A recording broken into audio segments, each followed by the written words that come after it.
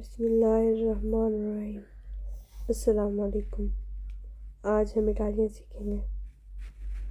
Number 1، lui è senza lavoro، اس کے پاس کام نہیں ہے۔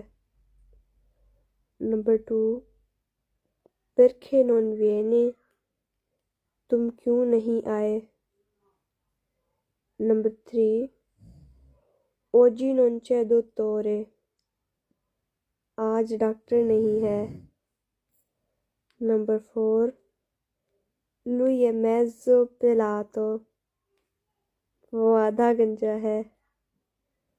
Number 5، il treno è in ritardo، train late ہے۔